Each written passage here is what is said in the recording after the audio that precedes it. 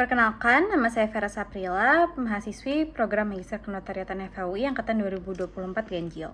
Hari ini saya akan memberikan pemaparan mengenai tugas akhir saya yang berjudul Tanggung Jawab Notaris terhadap pembuatan akta PKR, Rapat Umum Pemegang Saham dengan undangan secara elektronik dengan melakukan studi putusan Pengadilan Negeri Jakarta Selatan nomor 1192/PDTG/2021/PN Jakarta Selatan. Tesis ini dilatar belakangi oleh perkembangan praktik korporasi yang semakin mengandalkan teknologi digital, termasuk dalam penyelenggaraan RUPS. UPT memang telah membuka ruang bagi pelaksanaan RUPS secara elektronik, namun hingga saat ini belum terdapat pengaturan yang eksplisit mengenai pemanggilan RUPS secara elektronik, seperti penggunaan surat elektronik atau pesan singkat WhatsApp.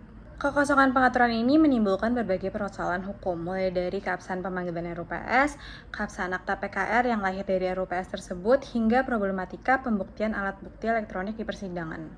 Berdasarkan latar belakang tersebut, penelitian ini difokuskan pada 3 rumusan masalah utama. Yang pertama, bagaimana keabsahan akta PKR ditinjau dari ketentuan pemanggilan RUPS dalam UPT. Yang kedua, bagaimana ketentuan hukum mengenai pengiriman undangan RUPS secara elektronik berdasarkan ketentuan dalam UPT dan juga dalam UU ITE.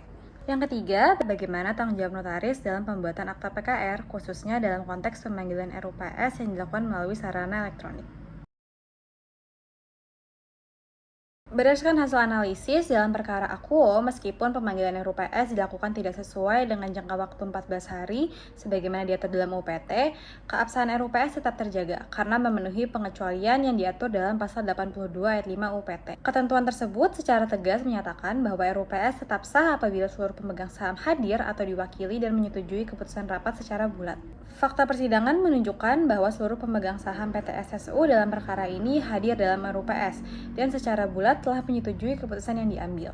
Dengan demikian, ketidaksesuaian prosedur pemanggilan tidak berimplikasi pada tidak sahnya RUPS karena undang-undang sendiri memberikan ruang pengecualian terhadap ketentuan pemanggilan dalam kondisi tersebut. Keabsahan RUPS ini secara langsung berdampak pada keabsahan Akta PKR nomor 1 tahun 2020 yang menjadi permasalahan utama dalam perkara ini. Akta PKR tersebut merupakan pencatatan autentik atas rapat yang telah berlangsung secara sah, sehingga memperoleh legitimasi hukum dari terpenuhinya ketentuan pasal 82 ayat 5 UPT.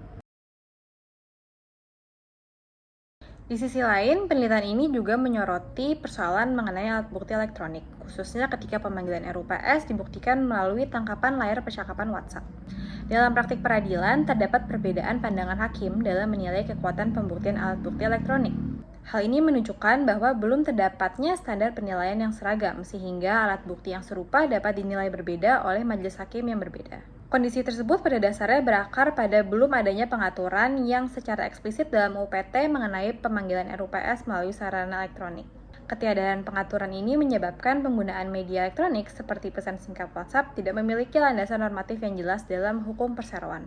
Akibatnya, praktik pemanggilan RUPS secara elektronik berada pada ruang interpretasi, baik dalam praktik korporasi maupun dalam proses pembuktian di persidangan, sehingga membuka peluang terjadinya perbedaan penilaian oleh majelis hakim terhadap kekuatan pembuktian alat bukti elektronik yang diajukan.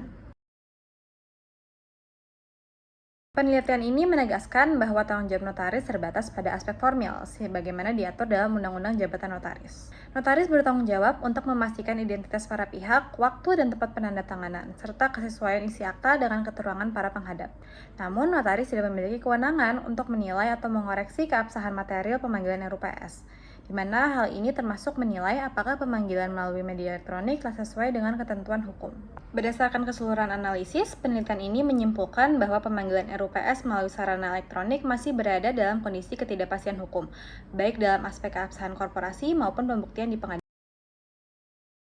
Oleh karena itu, penelitian ini merekomendasikan perlunya pembaruan peraturan pelaksana, baik dalam bentuk peraturan pemerintah atau peraturan sektoral, yang secara tegas mengatur mekanisme pemanggilan RUPS secara elektronik, termasuk standar pembuktiannya. Pengaturan ini penting untuk memberikan kepastian hukum, melindungi hak pemegang saham, serta mencegah perluasan tanggung jawab notaris di luar kewenangannya. Sekian pemaparan dari saya, terima kasih atas perhatiannya.